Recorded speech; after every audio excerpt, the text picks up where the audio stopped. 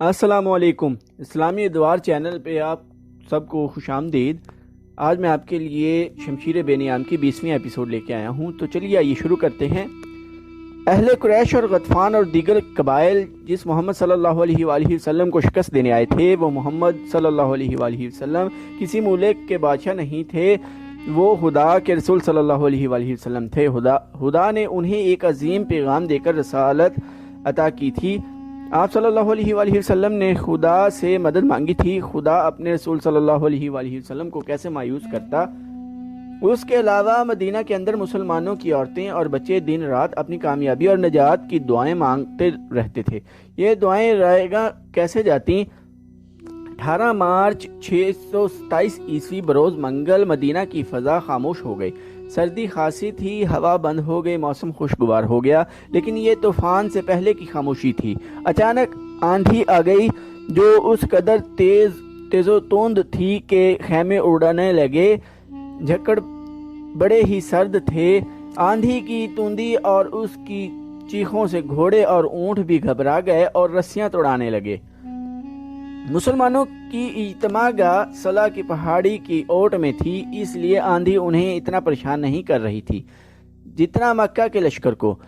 قریش کھلے میدان میں تھے، آندھی ان کا سامان اڑا رہی تھی، خیمے اڑ گئے یا لپیٹ دیے گئے تھے۔ لشکر کے سردار اور سپاہی اپنے اوپر وہ کپڑا ڈال کر بیٹھ گئے تھے جو ان کے پاس تھا۔ ان کے لیے یہ آندھی خدا کا قہر بن گئی تھی۔ اس کی چیخوں میں قہر اور غضب تھا۔ ابو سفیان برداشت نہ کر سکا، وہ اٹھا، اسے اپنا گھوڑا نظر نہ آیا۔ قریب ہی ایک اونٹ بیٹھا تھا، ابو سفیان اونٹ پر چڑھ بیٹھا اور اسے اٹھایا۔ مورخ ابن ہشام کی تحریر کے مطابق ابو سفیان بلند آواز سے چلانے لگا، اے اہل قریش، اے اہل غطفان، کعب بن اسد نے ہمیں دھوکہ دیا ہے، آندھی ہمارا بہت نقصان کر چکی ہے، اب یہاں ٹھہرنا بہت خطرناک ہے، مکہ کو کوچ کرو، میں جا رہا ہوں۔ اس نے اونٹ کو مکہ کی طرف دوڑا دیا۔ خالد کو آج وہ منظر یاد آ رہا تھا۔ تمام لشکر جسے مکہ سے مدینہ کی طرف کوچ کرتے دیکھ کر اس کا سینہ فخر سے پھیل گیا اور سر اونچا ہو گیا تھا۔ ابو سفیان کے پیچھے پیچھے ڈری ہوئی بھیڑوں کی طرح چل جا رہا تھا۔ خالد اور عمرو بن العاص نے اپنے طور پر سوچا تھا کہ ہو سکتا ہے مسلمان عقب سے حملہ کر دیں، چنانچہ انہوں نے اپنے سوار دستوں کو اپنے قابو میں رکھ کر لشکر کے عقب میں رکھا تھا۔ ابو سفیان نے ایسے حفاظتی انتظام کی سوچی ہی نہیں تھی۔ اس پسپا ہوتے لشکر میں وہ آدمی نہیں تھے جو مارے گئے تھے، اور اس لشکر میں نعیم رضی اللہ عنہ بن مسعود بھی نہیں تھے۔ قریش کا لشکر چلا تو نعیم رضی اللہ عنہ آندھی سے فائدہ اٹھاتے ہوئے خندق میں اتر گئے اور رسول کریم صلی اللہ علیہ وآلہ وسلم کے پاس پہنچ گئے تھے۔ آج خالد مدینہ کی طرف اسی راستے پر جا رہا تھا جس راستے سے اس کا لشکر ناکام واپس گیا تھا۔ اسے شیخین کی پہاڑی نظر آنے لگی تھی۔ آندھی نے تاریخ اسلام کا رخ موڑ دیا۔ آندھی نے یہ حقیقت واضح کر دی کہ خدا حق پرستوں کے ساتھ ہوتا ہے۔ رسول خدا صلی اللہ علیہ وآلہ وسلم کے دشمنوں کی پسپائی تنکوں کی مانند تھی جو آندھی میں اڑے جاتے ہیں اور انہیں ایک دوسرے کی خبر نہیں ہوتی۔ خالد کو یہ پریشانی لاحق تھی کہ مسلمان تعاقب کریں گے، لیکن مسلمانوں نے تعاقب کی سوچی ہی نہیں تھی۔ اس آندھی میں تعاقب اور لڑائی مسلمانوں کے خلاف بھی جا سکتی تھی۔ جس دشمن کو خدا نے بھگا دیا تھا اس کے پیچھے جانا دانش مندی نہیں تھی۔ البتہ رسول اللہ صلی اللہ علیہ وآلہ وسلم کے حکم پر چند ایک آدمیوں کو بلندیوں پر کھڑا کر دیا گیا تھا کہ وہ دشمن پر نظر رکھیں، ایسا نہ ہو کہ دشمن کہیں دور جا کر رک جائے اور منظم ہو کر واپس آ جائے۔ آندھی اتنی مٹی اور ریت اڑا رہی تھی کہ تھوڑی دور تک بھی کچھ نظر نہیں آتا تھا۔ بہت دیر بعد 3-4 مسلمان گھوڑ سوار اس جگہ سے خندق پھلانگ گئے جہاں سے اکرمہ اور خالد کے گھوڑوں نے خندق پھلانگی تھی۔ وہ دور تک چلے گئے، انہیں اڑتی ہوئی گرد اور ریت کے سوا کچھ بھی نظر نہ آیا۔ وہ رک گئے لیکن واپس نہ آئے۔ شام سے کچھ دیر پہلے آندھی کا زور ٹوٹ گیا اور جھکڑ تھم گئے، فضا صاف ہو گئی اور نظر دور تک کام کرنے لگی۔ دور افق پر زمین سے گرد کے بادل اٹھ رہے تھے۔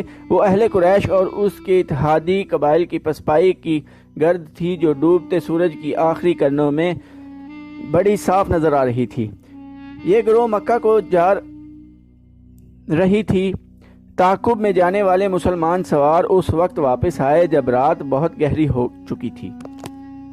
خدا کی قسم انہوں نے واپس آ کر بتایا، وہ جو ہمارے عقیدے کو توڑنے اور مدینہ کی اینٹ سے اینٹ بجانے آئے تھے، وہ مدینہ سے اتنی دہشت لے کر گئے ہیں کہ رک نہیں رہے، کہیں پڑاؤ نہیں کر رہے۔ کیا راتوں کو مسافر پڑاؤ نہیں کیا کرتے؟ کیا لشکر راتوں کو بھی چلتے رہتے ہیں؟ وہی چلتے رہتے ہیں جو منزل تک بہت جلدی پہنچنا چاہتے ہوں۔ احادیث اور مورخوں کی تحریروں کے مطابق رسول کریم صلی اللہ علیہ وآلہ وسلم کو جب یقین ہو گیا کہ دشمن گھبراہٹ کے عالم میں بھاگا ہے اور ایسا امکان ختم ہو چکا ہے کہ وہ منظم ہو کر واپس آ جائے، تب آپ صلی اللہ علیہ وآلہ وسلم نے کمر سے تلوار کھولی، خنجر اتار کر رکھ دیا اور اللہ کا شکر ادا کر کے غسل کیا۔ اس رات کی کوکھ سے جس صبح نے جنم لیا وہ مدینہ والوں کے لیے فتح و نصرت اور مسرت و شادمانی کی صبح تھی۔ ہر طرف اللہ اکبر اور خوشیوں کے نعرے تھے۔ سب سے زیادہ خوشی عورتیں اور بچے منا رہے تھے جنہیں چھوٹے چھوٹے قلعوں میں بند کر دیا گیا تھا۔ وہ خوشی سے چیختے چلاتے باہر نکلے۔ مدینے کی گلیوں میں مسلمان بہت مسرور پھر رہے تھے۔ فتح کے اس جشن میں بنو قریظہ کے یہودی بھی شامل تھے۔ رسول کریم صلی اللہ علیہ وآلہ وسلم نے انہیں امن و امان میں رہنے کے عوض کچھ مراعات دے رکھی تھیں۔ ظاہری طور پر وہ اپنے آپ کو مسلمانوں کا دوست کہتے اور دوستوں کی طرح رہتے تھے۔ اہل قریش کی پسپائی پر وہ مسلمانوں کی طرح خوشیاں منا رہے تھے، لیکن ان کا سردار کعب بن اسد اپنے قلعہ نما مکان میں بیٹھا تھا۔ اس کے پاس اپنے قبیلے کے 3 سرکردہ یہودی بیٹھے تھے اور اس وقت کی غیر معمولی طور پر حسین یہودن یوحاوا بھی وہاں موجود تھی۔ وہ گزشتہ شام اہل قریش کی پسپائی کی خبر سن کر آئی تھی۔ کیا یہ اچھا نہیں ہوا کہ ہم نے مسلمانوں پر حملے نہیں کیے؟ کعب بن اسد نے کہا۔ مجھے نعیم رضی اللہ عنہ بن مسعود نے اچھا مشورہ دیا تھا۔ اس نے کہا تھا کہ قریش سے معاہدے کی ضمانت کے طور پر چند آدمی یرغمال کے لیے مانگو۔ اس نے یہ بھی کہا تھا کہ قریش اس سے دوگنا لشکر لے آئیں تو بھی خندق عبور نہیں کر سکتے۔ میں نے نعیم رضی اللہ عنہ کا مشورہ اس لیے قبول کر لیا تھا کہ وہ اہل قریش میں سے ہے۔ وہ اہل قریش میں سے نہیں، اس ایک یہودی نے کہا، وہ محمد صلی اللہ علیہ وآلہ وسلم کے پیروکاروں میں سے ہے۔ خدا یہودا کی قسم تمہاری بات سچ نہیں ہو سکتی۔ کعب بن اسد نے کہا، وہ اہل قریش کے ساتھ آیا تھا مگر ان کے ساتھ گیا نہیں۔ اسی یہودی نے کہا، میں نے کل شام اسے مدینہ میں مسلمانوں کے ساتھ دیکھا ہے۔ اس وقت تک اہل قریش کا لشکر مدینہ سے بہت دور جا چکا تھا۔ پھر تمہیں کس نے بتایا ہے کہ وہ محمد صلی اللہ علیہ وآلہ وسلم کے پیروکاروں میں سے ہے؟ کعب نے کہا، میں ایسی بات کو کیوں سچ مانوں جو تم نے کسی سے پوچھی نہیں؟ میں نے اپنے ایک مسلمان دوست سے پوچھا تھا۔ یہودی نے کہا، میں نے نعیم رضی اللہ عنہ کو دیکھ کر کہا تھا، کیا مسلمان اہل قریش کے جنگی قیدیوں کو اب کھلا رکھتے ہیں؟ میرے دوست نے جواب دیا تھا کہ نعیم رضی اللہ عنہ کبھی کا اسلام قبول کر چکا ہے، اسے مدینہ میں آنے کا موقع اب ملا ہے، پھر اس نے ہمیں مسلمانوں سے نہیں بلکہ مسلمانوں کو ہم سے بچایا ہے۔ کعب بن اسد نے کہا، اس نے جو کچھ بھی کیا ہے ہمارے لیے اچھا ثابت ہوا ہے۔ اگر ہم قریش کی بات مان لیتے تو مسلمان ہمارے دشمن ہو جاتے۔ ایک اور یہودی نے کہا، تم یہی کہنا چاہتے ہو نا کعب، مسلمان پھر بھی ہمارے دشمن ہیں۔ ہمیں محمد صلی اللہ علیہ وآلہ وسلم کے نئے مذہب کو یہیں پر ختم کرنا ہے، ورنہ محمد صلی اللہ علیہ وآلہ وسلم ہمیں ختم کرا دے گا۔ کیا تم دیکھ نہیں رہے کہ یہ مذہب جسے یہ لوگ اسلام کہتے ہیں کتنی تیزی سے مقبول ہوتا جا رہا ہے؟ تیسرے یہودی نے جو معمر تھا کہا، ہمیں اس کے آگے بند باندھنا ہے، اسے روکنا ہے، لیکن کیسے؟ کعب بن اسد نے پوچھا۔ قتل۔ معمر یہودی نے کہا، محمد صلی اللہ علیہ وآلہ وسلم کا قتل۔ ایسی جرت کون کرے گا؟ کعب بن اسد نے کہا، تم کہو گے کہ وہ ایک یہودی ہوگا۔ اگر وہ محمد صلی اللہ علیہ وآلہ وسلم کے قتل میں ناکام ہو گیا تو بنو کینکا اور بنو نذیر کا انجام دیکھ لو۔ مسلمانوں نے انہیں جس طرح قتل کیا ہے اور ان میں سے زندہ بچ رہنے والے جس طرح دور دراز کے ملکوں کو بھاگ گئے ہیں، وہ نہ بھولو۔ خدا یہودا کی قسم، معمر یہودی نے کہا، میری عقل تم سے زیادہ کام نہیں کرتی تو تم سے کم بھی نہیں۔ تم نے جو آج سوچا ہے وہ میں اور لیس بن موشان بہت پہلے سوچ چکے ہیں۔ کوئی یہودی محمد صلی اللہ علیہ وآلہ وسلم کو قتل کرنے نہیں جائے گا۔ پھر وہ کون ہوگا؟ وہ قبیلہ قریش کا ایک آدمی ہے، بوڑھے یہودی نے جواب دیا۔ لیس بن موشان نے اسے تیار کر لیا ہے، میرا خیال ہے کہ اب وقت آ گیا ہے کہ یہ کام کر دیا جائے۔ اگر تم لوگ بھول نہیں گئے کہ میں بنو قریظہ کا سردار ہوں تو میں اس کا کام کی اجازت کیسے دے سکتا ہوں جو مجھے معلوم ہی نہ ہو کہ کیسے کیا جائے گا؟ کعب بن اسد نے کہا، اور مجھے کون بتائے گا کہ اس آدمی کو اتنے خطرناک کام کے لیے کیسے تیار کیا گیا ہے؟ کیا اسے ابو سفیان نے تیار کیا ہے؟ خالد بن ولید نے تیار کیا ہے؟ سنو کعب، بوڑھے یہودی نے کہا، اور یہودی حسینہ یحاوہ کی طرف دیکھا۔ میں یہ بات لیس بن موشان کی موجودگی میں سناؤں تو کیا اچھا نہ ہوگا؟ یحاوہ نے کہا، اس بات میں اس بزرگ کا عمل دخل زیادہ ہے، ہم اس بوڑھے جادوگر کو کہاں سے بلائیں؟ کعب بن اسد نے کہا، ہم تم پر اعتبار کرتے ہیں، وہ یہی ہے۔ بوڑھے یہودی نے کہا، ہم اسے ساتھ لائے ہیں، اور ہم اسے بھی ساتھ لائے ہیں جو محمد صلی اللہ علیہ وآلہ وسلم کو قتل کرے گا۔ اب ہم انتظار نہیں کر سکتے۔ ہم سب کو امید تھی کہ قریش، غطفان اور ان کے دوست قبائل اسلام کا نام و نشان مٹا دیں گے، مگر ہر میدان میں انہوں نے شکست کھائی۔ ہم نے انہیں مدینہ پر حملے کے لیے اکسایا تھا، وہ یہاں سے بھی بھاگ نکلے۔ خدا یہودا کی قسم، کعب، تم نے مسلمانوں پر عقب سے حملے نہ کر کے بہت برا کیا ہے۔ میں اس کی وجہ بتا چکا ہوں، کعب بن اسد نے کہا۔ وجہ یہی تھی یا غلط؟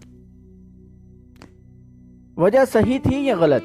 معمر یہودی نے کہا، وقت ہاتھ سے نکل گیا ہے، اب ہم قریش کی فتح کا انتظار نہیں کر سکتے۔ اس نے یحاوہ سے کہا، لیس بن موشان کو بلاؤ، دوسرے کو ابھی باہر رکھو۔ یحاوہ کمرے سے نکل گئی، واپس آئی تو اس کے ساتھ لیس بن موشان تھا۔ وہ ایک بوڑھا یہودی تھا جس کی عمر 70 اور 80 برس کے درمیان تھی۔ اس کے سر اور داڑھی کے بال دودھ کی طرح سفید ہو چکے تھے، داڑھی بہت لمبی تھی۔ اس کے چہرے کا رنگ سرخ و سفید تھا۔ اس نے اونٹ کے رنگ کی قبا پہن رکھی تھی۔ اس کے ہاتھ میں لمبا عصا تھا جو اوپر سے سانپ کے پھن کی طرح تراشا ہوا تھا۔ لیس بن موشان کو یہودیوں میں جادوگر کے نام سے شہرت حاصل تھی۔ شعبدہ بازی اور کالے علم میں وہ مہارت رکھتا تھا۔ وہ مکہ اور مدینہ کے درمیان کسی گاؤں کا رہنے والا تھا۔ اس کے متعلق بہت سی روایات مشہور تھیں، جن میں سے ایک یہ تھی کہ وہ مردے کو تھوڑی سی دیر کے لیے زندہ کر سکتا ہے، اور وہ کسی بھی مرد یا عورت کو اپنے تابع کرنے کی طاقت رکھتا تھا۔ یہودی اسے اپنا پیر و مرشد سمجھتے تھے۔ وہ جہان دیدہ اور عالم فاضل تھا۔ وہ کمرے میں داخل ہوا تو سب اس کی تعظیم کو اٹھے۔ وہ جب بیٹھ گیا تو سب بیٹھے۔ خاندان موشان کی عظمت سے کون واقف نہیں؟ کعب بن اسد نے کہا، خدا یہودا کی قسم، ہم میں سے کوئی بھی آپ کو یہاں بلانے کی جرت نہیں کر سکتا تھا۔ یحاوہ شاید آپ کو لے آئی ہے۔ میں پیغمبر نہیں، کعب بن اسد، لیس بن موشان نے کہا۔ میں یہ خوبصورت الفاظ سننے کا عادی نہیں، اور تعظیم و احترام کا وقت بھی نہیں۔ کوئی نہ بلاتا تو بھی مجھے آنا تھا۔ تم لوگ اپنے فرض کی ادائیگی میں بہت وقت ضائع کر چکے ہو۔ تم سے یہ لڑکی اچھی ہے جس نے وہ کام کر دیا ہے جو تمہیں کرنا چاہیے تھا۔ معزز موشان، کعب بن اسد نے کہا، ہم نے ابھی اس انتہائی اقدام کی سوچی نہیں تھی۔ اگر ہم محمد صلی اللہ علیہ وآلہ وسلم کی قتل جیسا خوفناک ارادہ کرتے بھی تو یحاوہ کو استعمال نہ کرتے۔ ہم اتنی خوبصورت اور ایسی جوان لڑکی کو استعمال نہیں کر سکتے۔ کیوں نہیں کر سکتے؟ لیس بن موشان نے کہا، کیا تم فراموش کر بیٹھے ہو کہ ساری دنیا پر خدا یہودا کی حاکمیت ہوگی؟ داؤد کے ستارے کی قسم، بنی نوع انسان پر بنی اسرائیل کی حاکمیت قائم کرنے کے لیے ہم سب کو قربانیاں دینی پڑیں گی۔ ہمیں انسان کی فطری کمزوریوں کو اپنے ہاتھ میں لینا ہے۔ کیا تم نہیں جانتے کہ مرد کیا چاہتا ہے؟ اعلیٰ نسل کے 20 گھوڑے اور 20 غلام کے ساتھ کھڑے کر دو۔ کسی سے بھی کہو کہ اسے جو پسند ہے وہ لے جائے۔ داؤد کے ستارے کی قسم، وہ آدمی 20 گھوڑے اور 20 غلام چھوڑ دے گا اور یحاوہ کو لے جائے گا۔ اس محفل پر خاموشی طاری رہی۔ میں دیکھ رہا ہوں کہ تم میری بات نہیں سمجھ سکے۔ لیث بن مشان نے کہا، تمہارے دماغوں میں اپنی بیٹیوں کی عصمت سمائی ہوئی ہے، میری بات غور سے سنو۔ عصمت کا شرم و حیا کے ساتھ کوئی تعلق نہیں، یہ ایک ہتھیار ہے جو ہمیں اپنے دشمنوں کو بیکار کرنے کے لیے استعمال کرنا ہے۔ بدی کیا ہے، نیکی کیا ہے، میں جانتا ہوں۔ تم مجھے کیا جواب دو گے؟ یہ جواب صحیح ہوگا، لیکن جب تم دنیا کے کونے کونے تک یہودیت کو پہنچانے کی بات کرو گے تو بدی اور نیکی کے معنی بدل جائیں گے۔ محمد صلی اللہ علیہ وآلہ وسلم برائی اور بدی کو ختم کر رہا ہے۔ ہمیں برائی اور بدی پیدا کرنی ہے، مگر ہم خود برے اور بدکار نہیں ہوں گے۔ اگر تم روئے زمین پر پھیلی ہوئی نسل انسانی کو اپنی غلامی کی جہنم میں ڈالنا چاہتے ہو تو غیر یہودیوں کو جنت دکھاؤ، انہیں جنت کی حوریں دکھاؤ، انہیں میٹھی شراب پلاؤ۔ یہ لوگ بدمست حیوان ہیں، ان میں اور زیادہ حیوانیت پیدا کرو۔ یہ مت سوچو کہ اچھا کیا ہے اور برا کیا ہے، یہ دیکھو کہ یہودیت کی حاکمیت کے لیے کیا اچھا ہے، خواہ وہ برا ہی ہو۔ اس نے یوحوا کی طرف دیکھا اور بولا، انہیں بتاؤ یوحوا، انہیں سمجھاؤ۔